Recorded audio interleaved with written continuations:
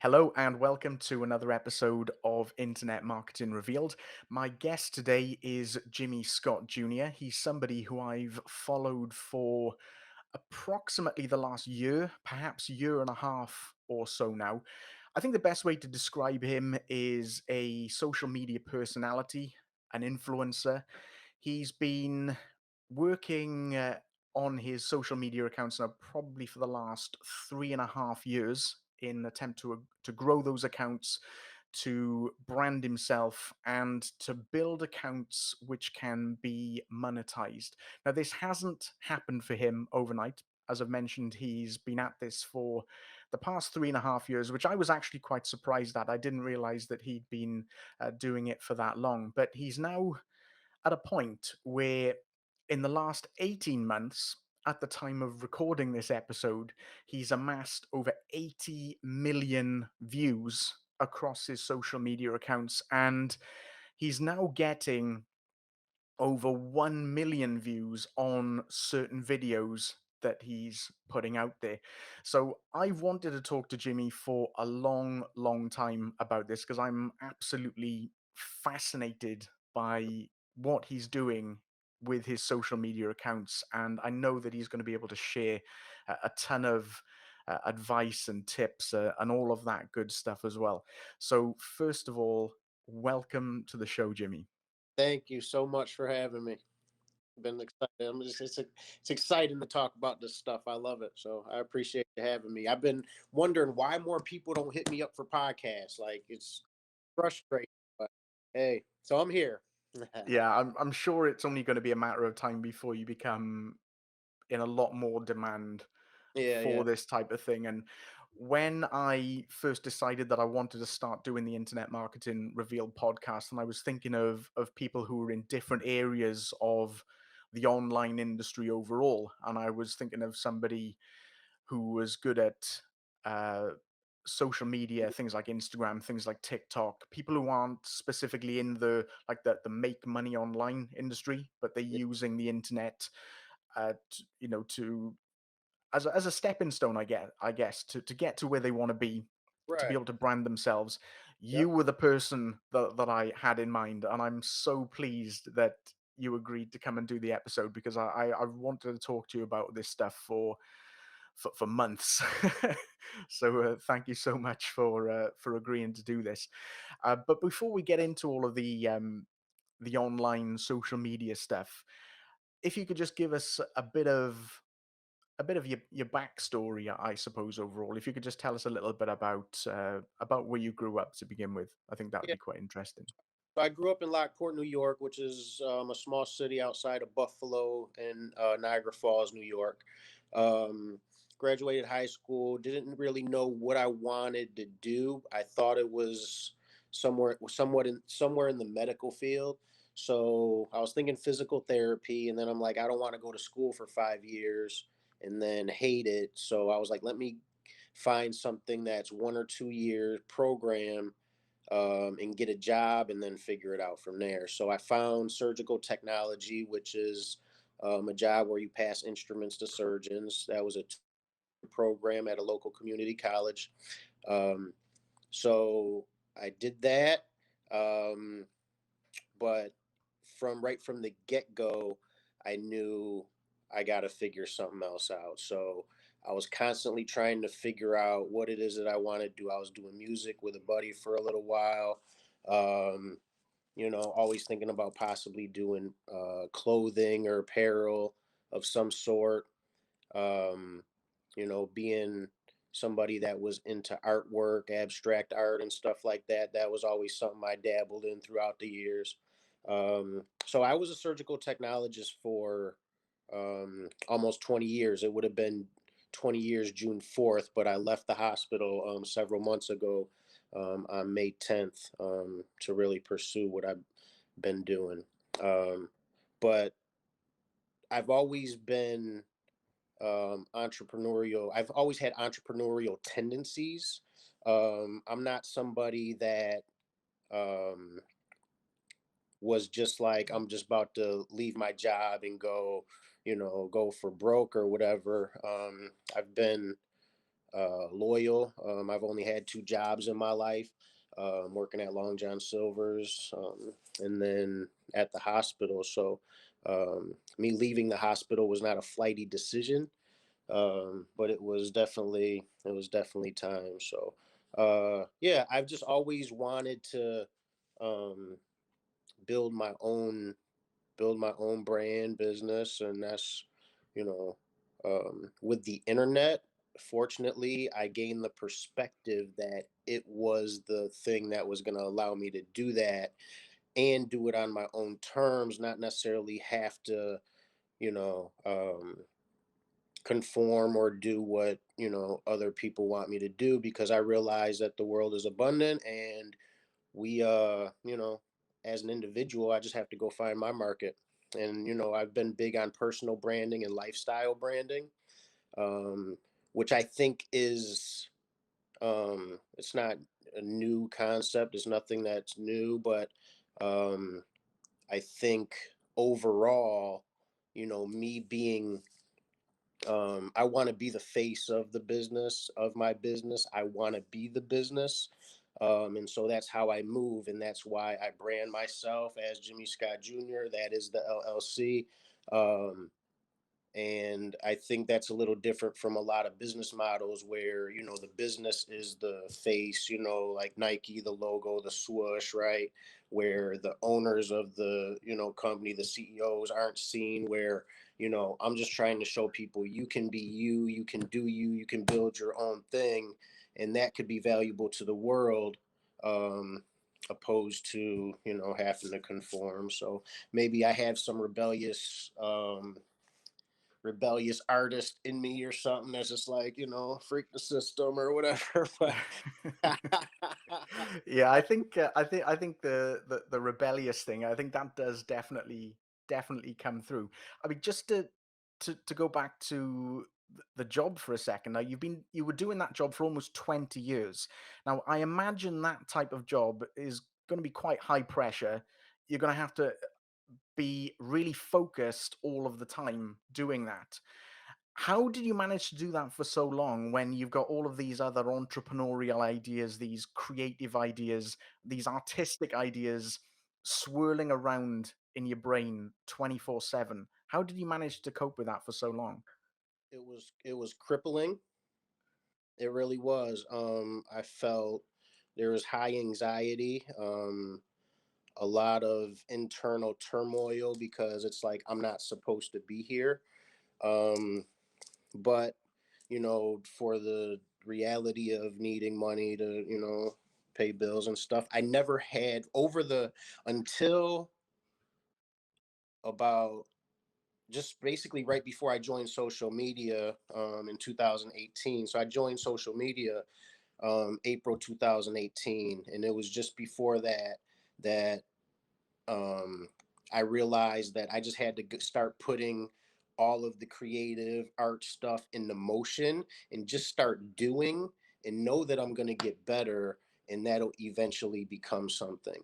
Um, so yeah, I just, there was something within me that said, okay, now I have a direction.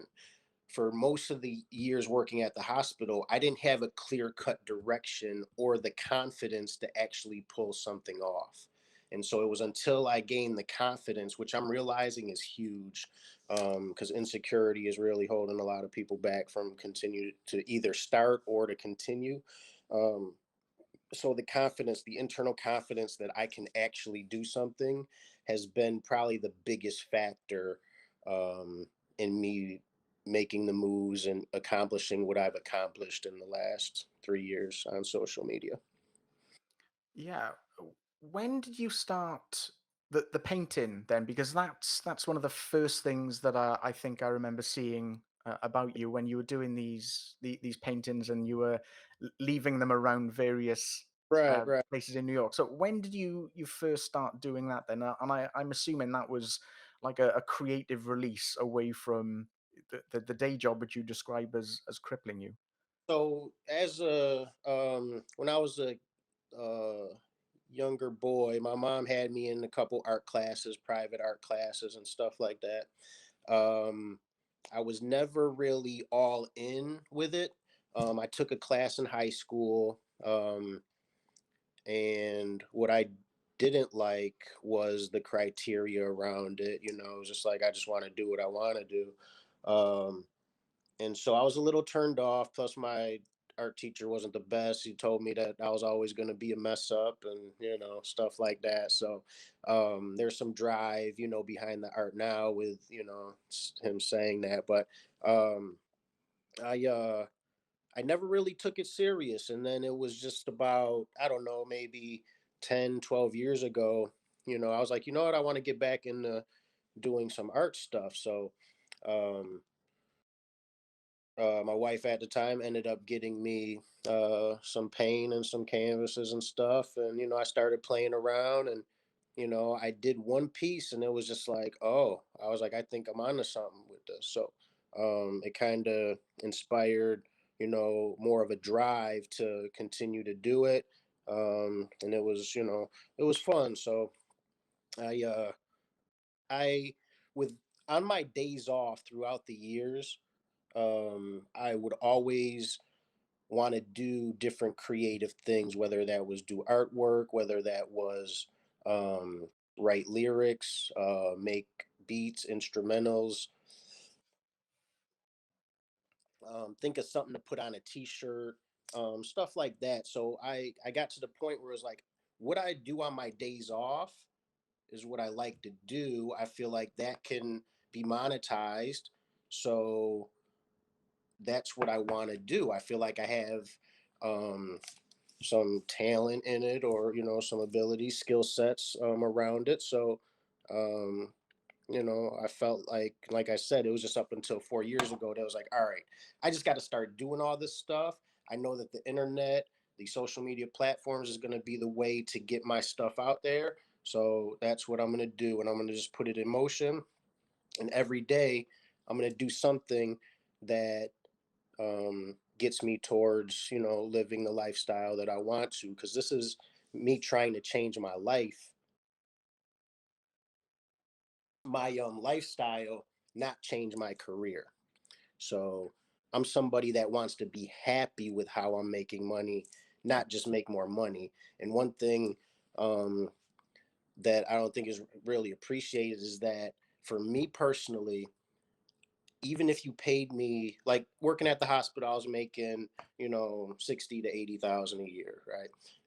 Maybe more depending on overtime, yada yada yada. So you couldn't pay me $1 million a year for the next 30 to stay there. It's not about the money necessarily. There's no number that you could pay me to go work at the hospital for 8 hours a day. It's not, that's not what it is. So for me, I'm looking for day in and day out what it is that I like to do, and I feel like that has been my message. What do you like to do? If that's talking, communicating with people, you can try to build a podcast, whatever. Like whatever it is that you like to do. Me, somebody that likes to eat, that's what you're seeing. Somebody that eats hot sauce all the time, that's what you're seeing. Somebody that wears hats all the time, right? That's what you're seeing, right? So there's a lot of things that I actually like to do, that I'm about, that I just put in front of people every day, and that's what's going to build value as you grow accounts. So yeah, that's I'm excited to keep it moving.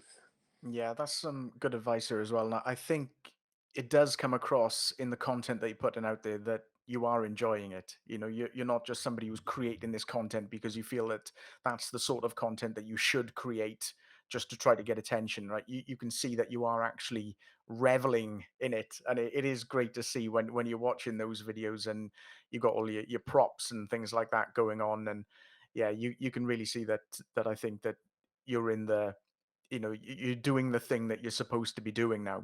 Right. I was so like I never wanted to do videos like that I'm doing necessarily, where it was set the camera up and do something, intentionally. I always wanted I When I started and I thought of the videos and stuff that I would create was going to be really lifestyle. The people around me would be, getting videos and stuff, but I realized that ultimately, you know, the vision, or to build it, in the day in and day out grind, I needed to figure out how to do it myself. So it kind of is played out to me doing the videos that I'm doing. But yeah, it was never the intention because it was lifestyle. I was trying to build, lifestyle brand with those around me. Um, and one of the things like with restaurants and stuff, like how one of the ways that started was I had a buddy that put me on to a Thai restaurant, and now I go there all the time. I told a few other people about it, or took a few other people, and now they go all the time. And it was like, all right, maybe there's something here where, you know, me promoting restaurants or getting people to go to restaurants, maybe I can monetize that. Um, I've learned, because of the small margins of, restaurant profit margins and stuff like that. It's a tougher sell than I thought it was gonna be. Um, but yeah, that's how, that was one of the things as far as me like promoting restaurants. That's how it kind of started was, is this something that I'm naturally good at? Right. Um, And the thing is that also at the same time, so when I was promoting like Rock Burger, as you know, Casa Azul, which is a taco spot, I was just every day I was posting them, on my personal page for free because it was just like, I'm just trying to brand myself with food and with restaurants.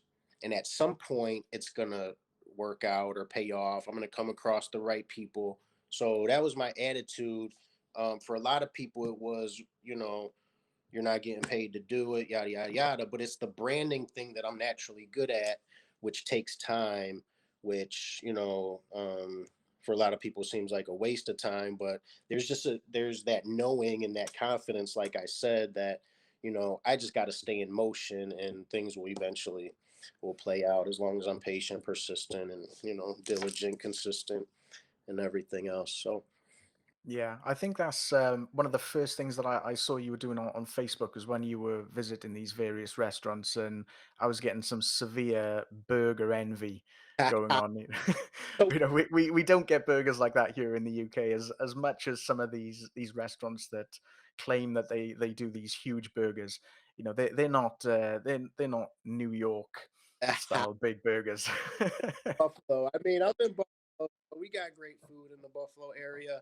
I mean, a lot of times people move away and they're just like, I can't get a good pizza or, whatever. So, yeah, we definitely got a lot of good food here. So, I'm in the right spot. Yeah, Um, some of the pizza that I've seen, you know, is insane as well. We never get anything of that size here in the UK. You know, I think we're missing out a lot. But yeah, love those posts that you were doing when you were visiting the restaurants in the early stages. I mean, I suppose that would just take us on then to the next stage when you were doing this grind day in and day out and trying to promote these restaurants, trying to build your own brand.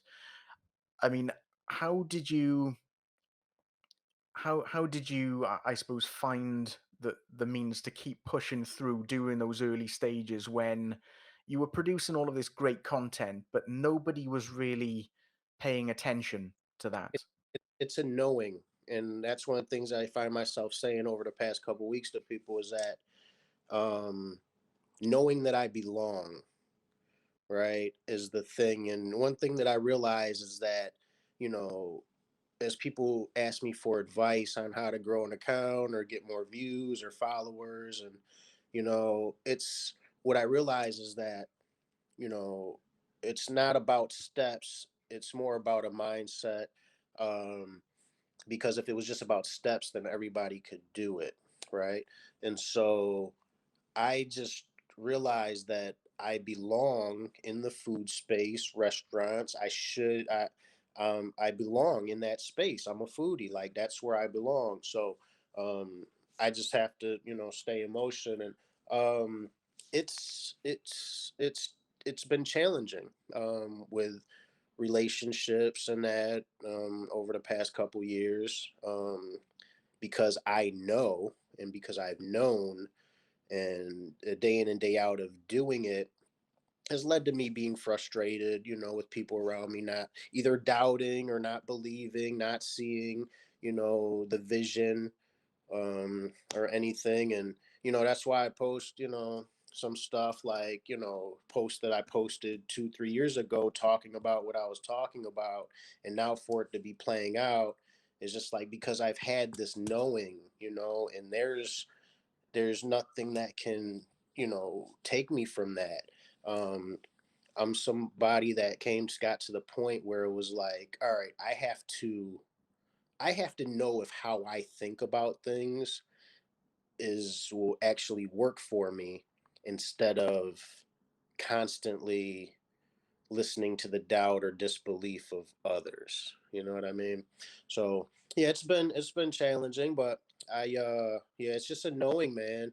Um just knowing that you belong. Like, no, I just know I belong.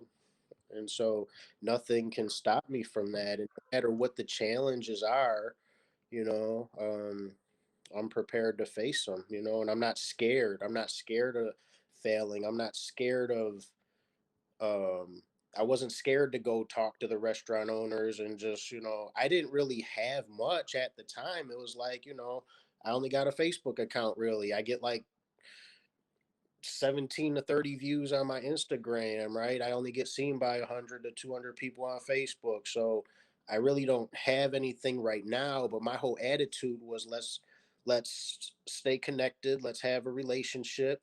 And my whole thing was at some point something's going to happen where I'm going to have growth.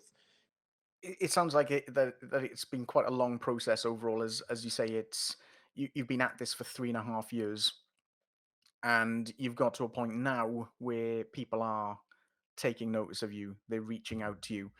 But at what point do you think that it was where not from a point where you were getting, 1 million views on a video or anything like that, but at what point do you remember where you think, yeah, things are now starting to change? I think I am now at some kind of tipping point where things are now going in my favor. Um I would have to say when from a content standpoint, it was when my TikTok started to grow. Um And what I knew about TikTok was that there it was one of the best platforms to get organic reach. Like, um, especially somebody that's creative, that I thought I was going to do artwork on TikTok. I was like, all right, this is a new platform I'm about to get on. It has attention. I'm going to do my artwork on this platform. It's kind of how it started. But then as I watched content, I realized what I liked about TikTok was that it was acceptable to copy people. So for young creators that don't know where to start or don't know what to do or don't have an originality, you can still produce content because you're able to copy that same skit that somebody just did.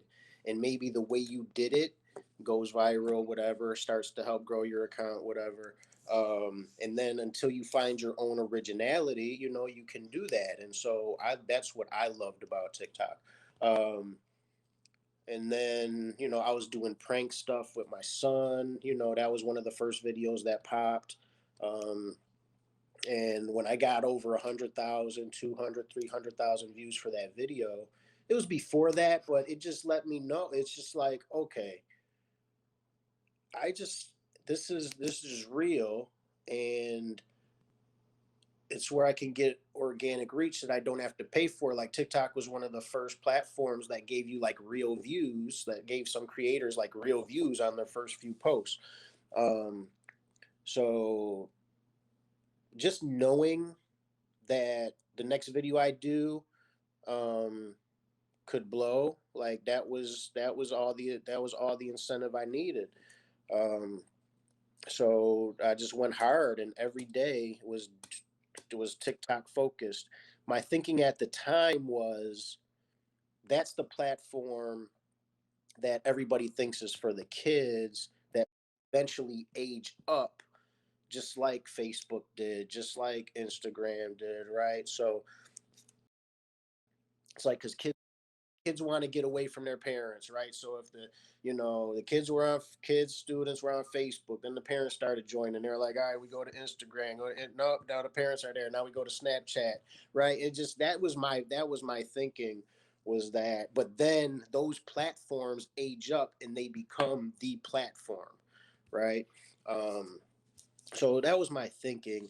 Um, and the thing is that when I go through my TikTok feed, I wouldn't even know that kids are on it because kids don't even come through my feed. Like I never watch a video. Like once in a while, I might see a teenager or something, but for the most part, it's all adults that come through my feed. I do want to ask you about the first video that you made that hit 1 million views. Was that on Instagram or was that on TikTok? TikTok. So TikTok, the first one I did that hit 1 million was is actually I think it reached up to 2.8 million. Um, was uh, Yeah, and what it was was a that little video about? science experiment that I did with my son, which was I just took water and vegetable oil in a glass, put um, a few drops of food coloring and an Alka-Seltzer tablet, and that created like a lava lamp effect. And yeah, it was a minute video because that was all you could do on TikTok at the time. You could do 3 minutes on TikTok now, but it was a minute 59-second video, and yeah, I mean that was one of the videos I talk about sometimes too, where there was a part in the video that I was like, I didn't like that I did that, but I still posted it anyway. Like I put food coloring drops in my glass, and then I put some in my son's glass, and then I came back and put more in my glass, and I'm like, I should have got my glass right the first time. And so, but it's like little stuff like that um I've learned not to judge. It's like I didn't really like that, but it doesn't matter if I liked it or not because I don't know. I just learned not to judge myself, you know, and stuff like that. So yeah, it was just a little science experiment, and it was just like, why did that? Then I made a root beer float with them one time, and that video took off, and I was just like, I don't know if root beer was trending. I don't know what was going on to why that video did so well, but I can't call it. I don't know. That's why I never know, and I think that's why I'm so adamant about just doing as much content as possible because I can't call it at this point. I just know that at some point I'm going to do something that's going to pop or gain track. Yeah. Yeah, I mean, why do you think then? I know you say that it is difficult to call, but why do you think then that certain videos really blow up into the millions of views, whereas let's say some other videos that you create, they might still do quite well. They might still get several thousand views, but not compared to millions of views. I don't know, man, and that's what I'm saying. Like, I just because I don't know. Maybe, and that's what I try to let people know, like you don't even have to do crazy stuff. Like I see some accounts on TikTok where it's just somebody saying like, I'm just eating a chicken salad today, right? And there's nothing really special about it, but they might get 100,000 views or they got hundreds of thousands of followers or whatever. And so what it is, I don't know. It could be maybe that song that you used is trending and the app is pushing it, because they're getting paid to push that song or whatever. Like I said, I don't know. Was root beer a thing at that, like in that hour? I don't know. Was there something going? I don't know. I don't know, man. I can't call it. There's been videos that I do. There's so many videos that I do that I'm like, this is good. Like this should get a lot of views, and it doesn't. It's like I spent time planning this out. I got people to come to the park and meet me so we could do this video. Like I spent all this time to do this video, and it does not. Now, I know that you do produce a lot of videos consistently with food as well. You're producing multiple videos every day. Now, from a financial point of view, does that start to get a bit expensive because you're eating some pretty good food, or if you're visiting different restaurants and you're purchasing different things off the menu? I mean, how do you keep on top of that? So that was one of the things that I knew would be a question, a concern, maybe a hindrance to people trying to emulate or do what I've done. But I remember a couple years ago when I was doing it, like when I was going to Rock Burger Heavy and stuff, I was saying that you can do it. You can go to restaurants and get pics and videos of food and stuff like that for free. You just got to go talk to the owner and be like, "Listen, I'm trying to, become a influencer on social media. What I would want to do is come in a couple times a week, get some pics and videos of the plated foods that are completed. I'll take a pic or video before you take them to the table, and I'll post these on my platforms." And you know, that was something that I felt, is practical, to do if you wanna, if you want to do it. You may not necessarily be able to afford, $20 to $30 a day to go, eat somewhere or whatever. Um, there were times I probably shouldn't have been spending as much money, going to restaurants and stuff, spending it. But like I said, like I could have went and got the content to promote and to push it. Um, it's just I would have had to do it, in a way, just a little different, and I wouldn't have necessarily been eating. But if it's something that you want to do, there's a way that you can do it. And I remember, a couple times trying to let people know, like, you can do this, without spending the money. I just, had a decent enough job to be able to do it. That's all. But I've always wanted to give, a practicality to it, opposed to, you can't do what I'm doing. I never feel like that.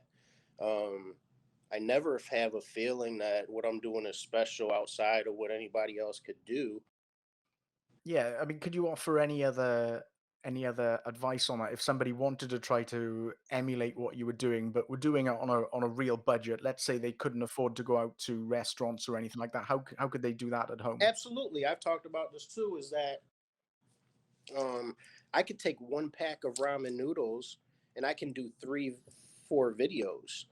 Um, at the time that I was doing 2 to 8 videos on TikTok a day, sometimes I would, in the morning before I left at 6 a.m., it'd be 5:45. I gotta leave by 6. I put the ramen noodles in the microwave or cook them on the stove, whatever. I sit down, and at the time I was doing like weird food combos, so I could pick one scoop up with a fork, put mustard on it, right, and just say something weird like, who don't put mustard on their ramen noodles, right? Take a bite, you know, turn the camera off, grab barbecue sauce, right? Do something with barbecue. So there is always there's I feel like there's a way to do it on the cheap. It's just you have to do it. Like, you, for the most part, a lot of people have something in their fridge. It was just like, and that's why I was saying, like, putting black pepper on a banana and taking a bite doesn't necessarily take talent.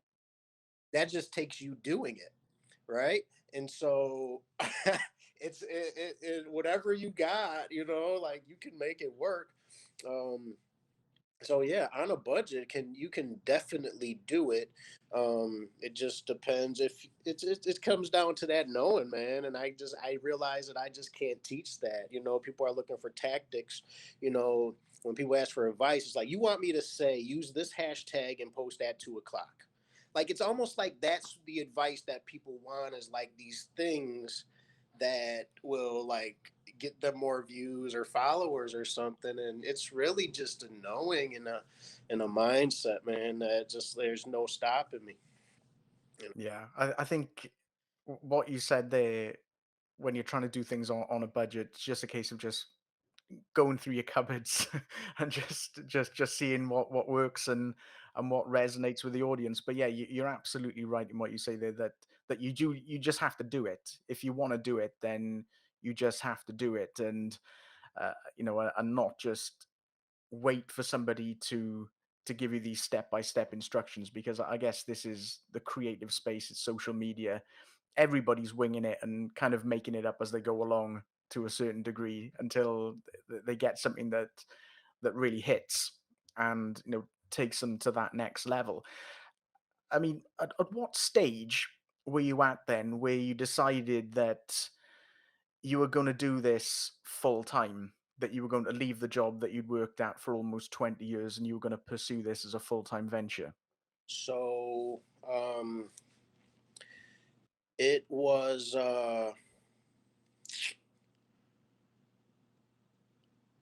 what made it happen quicker. Unfortunately, what made it happen quicker than it would have is that I went through a divorce. And so that put me in a position to do what I've done over the last several months. So because of that, selling the house, getting equity from the house, and having certain investments, like I said, I was then able to make the decision and be like, I already have an account on TikTok that I can make money from. I just gotta um, put in more time and effort in marketing myself in that space, because up to even still, I've done mostly I've relied on people reaching out to me. That has been one of my goals, which is do something, become popular enough, build accounts that are valuable, that people come to you. You don't have to do so much work going to get people to buy something from you. That's one of the things that I've realized about having uh, an account that is sizable, is that people hit you up, which reduces your level of work to go find jobs or money, whatever. Um, so uh, that I just knew that, okay, over the next year, I have to figure out how to really make, money from what I'm doing, whether that's artwork, content, whatever. What's interesting is that 2 months ago, I actually decided that I'm not going to worry about making money from content anymore. I'm just going to focus on the artwork. That's where the big money is at for me. So I'm just going to use Instagram, TikTok, and content as a networking, connect with people tool, because I found out Instagram was really a networking hub by mentioning people and stuff like that. Just for example, me doing a video with Dole fruit juice, um, and me mentioning them on my Instagram story, they, within the hour, seen it. We're like, all right, we'll send you some of our new juices, and whatever. So just like that is just a testament to just mentioning somebody on Instagram could lead to opportunities. So, um, but where were we? Where was the original? Oh, so yeah, so I just knew that I just have to. Oh, so 2 months ago, decide I'm not going to make money from content. The thing is that just because I always like to stay and have something in motion on different platforms, I remember knowing that Instagram Reels was going to be, a thing, um, that it just happened to pop, and that, kind of then threw me into, okay, I can make money from content, and what's good about this is that I'll be able to make money doing content while art sales are slow, right? If there's a time where that, um, is happening, so there's a way to produce income. Um, so yeah. Okay. Just to go back to what you said there about you knew that Instagram Reels, for example, was going to be a big thing. I mean, how do you decide or how do you choose a platform to distribute your content? So honestly, like when I was first was hyping Instagram Reels up, I didn't realize, I thought that that was TikTok's only competition. And then as I dove in, it was like, oh, there's Triller. Oh, there's Dub Smash. Oh, there's Likey. Oh, there's Bite. I was like, oh, huh. All right. Now YouTube has shorts. So um I was somebody that always wanted to get somewhere early enough to capitalize on that.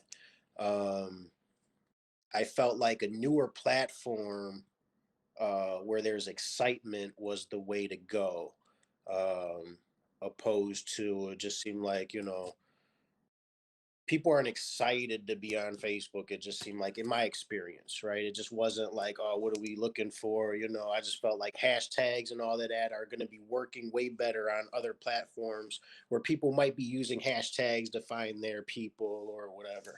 Um, so my whole attitude was, once I found out that there was other platforms to produce content, I still focused on TikTok, but the videos that I was producing on TikTok, I was producing outside of the app, which then didn't leave a watermark, which then I could use those same videos on different platforms. Now, there's, some theories in that you don't want to share the same content on different platforms and all of that.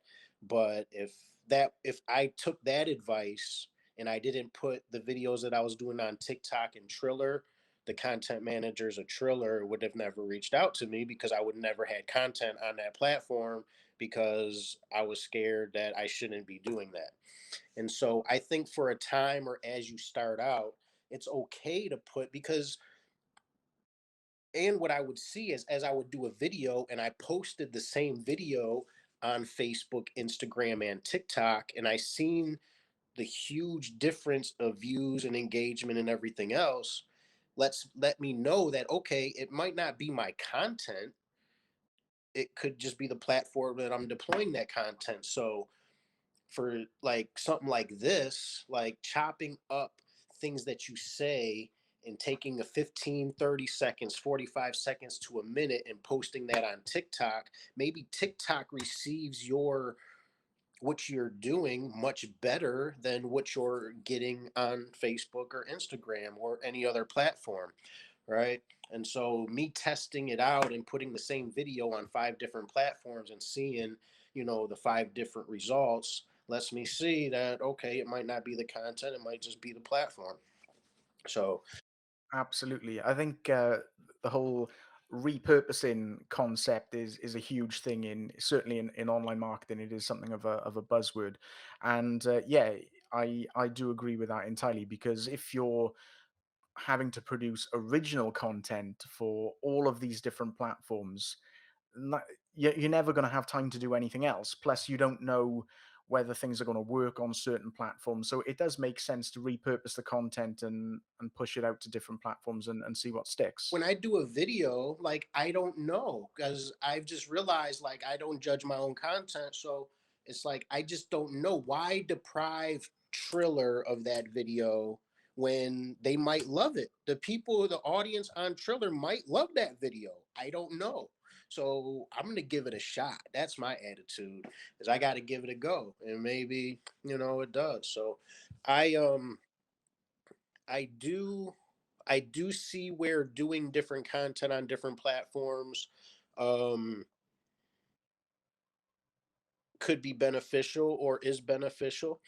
But I would say, to start, at least to give yourself a chance, at least put what you're doing on other platforms.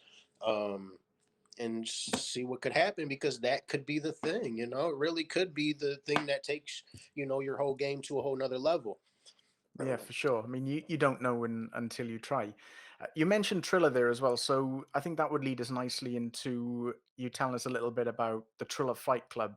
How did you get invited along to that? So Triller, the content managers of Triller reached out to me last like November-ish, wanting me to join their influencer ambassador program.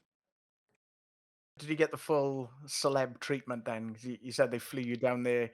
Did that give you like a taste Absolutely, absolutely. of what could become? Yeah, paying for the flight, hotel, is definitely like, yeah, it's like, all right, this is what it's about. I like this. I like this here. So Yeah, I'm excited about Triller. Obviously, I'm one of 300 creators at this point that they're about to start paying, um, along with some equity, and so I'm excited about that. So I only have like 3,000 followers on Triller at this point. Um, but what I'm excited about is actually focusing and trying to figure out what content is actually going to work on that platform. The food stuff has worked. It works sometimes. Um, I just have to focus, and that's one of the things that I've learned about myself over the years. Whether that was working at the hospital, like I was not good at what I did when I started working at the hospital. It took a few years, and then I became one of the best. So that's my attitude with anything. I focused on TikTok, and I was able to get results. I told one of the managers because promoting the fights on Instagram and Instagram stories, they wanted us to, you know, they like us to have 10,000 followers because then you can use swipe ups and stuff like that. So I think I was at like 2,000, 3,000. And I was like, I think I can get to 10,000 by the end of the year. It was just like, all right, I'm going to focus on building my Instagram account, and I got to get to 10,000 by the end of the year. So I definitely blew that out the water being at 30, 35, 36 at this point. So for me, I'm excited to focus on Triller and grow that account the way that I know I can, because I've already, basically proven to myself if I focus every day to try to grow this account, I'm going to grow this account. So, and the work that goes into it, though, I mean, like, I spend 11 hours a day on my phone. So, I mean, I can't do that for you. Yeah, sure. So what's the thing that you enjoy most about being an online creator then? If you're on your phone for 11 hours a day, is it the freedom that it that it gives you? So the thing is that I guess it is there is an enjoyment, there's a fun. I guess it's the creative in me. I love to watch content to be inspired. That's one of the ways that I'm inspired, every day, and that's one of the I believe that that's one of the things that um uh helps inspire me.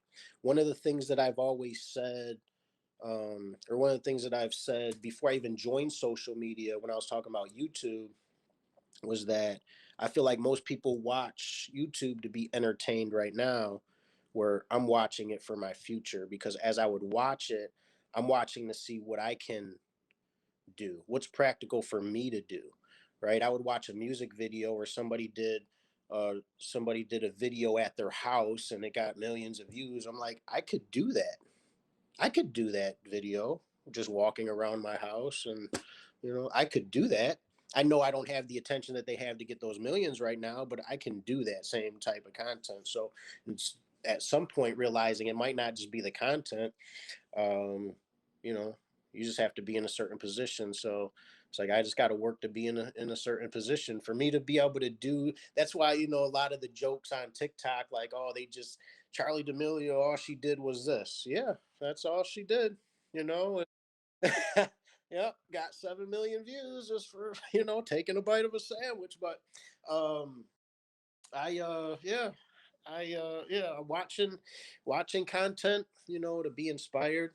Um that recently has jumped up to 11. Before, when I was working at the hospital, I was still putting in 8 hours a day on my phone. Um and that was throughout the day at work. Sometimes being at the hospital, I would, anytime I got a chance, sometimes I would post 8 to 10 times while I was at work. And I know that might not be the right work ethic or whatever. People may not agree with it, but this is what I'm supposed to be doing. So this so this is what I'm supposed to be doing. This is what I'm doing. So I'm going after it. Um so Yeah. yeah. Yeah, it sounds like your mind was definitely elsewhere if you were posting 8 to 10 times per day when you were in work And there. honestly, that's why I stopped doing heart surgery. So I was helping with heart surgeries and stuff, and I just I just had to let them know, like, I'm just not here. I'm checked out. I'm here because this is just, I got to pay the mortgage next month or whatever, but I'm checked out. Like, I'm on to something else. That's been my hope, that I could be the inspiration, you know, um, the real inspiration, not just inspired for the day or, a couple days, but for you to know, like, you know, Jimmy did it. So, I can too. That's what I hope. Um, I don't feel like I'm really making that impact um, at this point, even though I'm having some success around stuff. But ultimately, that's my hope, you know, in my heart, to be able to be somebody that, people can look to. And that's why I post some stuff. A lot of times, like if I post something that seems like I'm depressed or whatever, it's because I want people to see and have a reference point to be like, that might be what, and if they ever go through that, maybe I'm somebody they can reach out to for encouragement, or something like that, opposed to just feeling like nobody around them believes that they can do it, you know.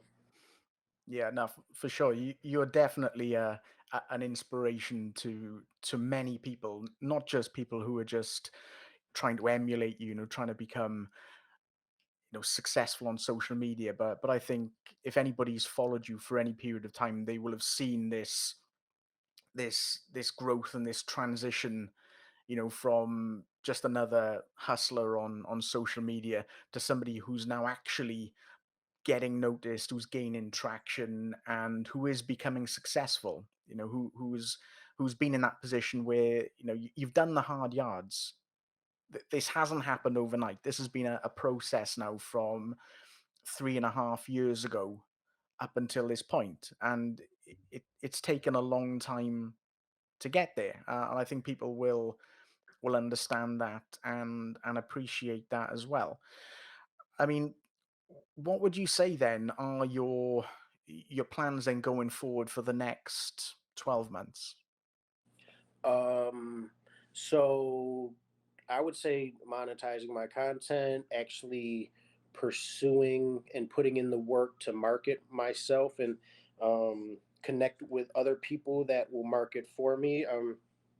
I'm talking with somebody locally that's putting together like a biography and going to help me with a presentation that I can like maybe send a mass email to all the restaurants in the local area if they want me to come and promote their restaurant or whatever. So I have to do that work um, over the next few months for sure, to find out what my real market is in the local area, um, to promote like local restaurants and stuff, opposed to them reaching out to me. Like it's happening to where they're reaching out to me. Like actually, like Rock Burgers competition reached out to me to create my own burger or whatever. So as a special, so they are reaching out to me. It's just that it's not enough to meet the financial my financial needs at this moment to pay bills and stuff. So I have to go and do the work to find the market, for what I'm doing.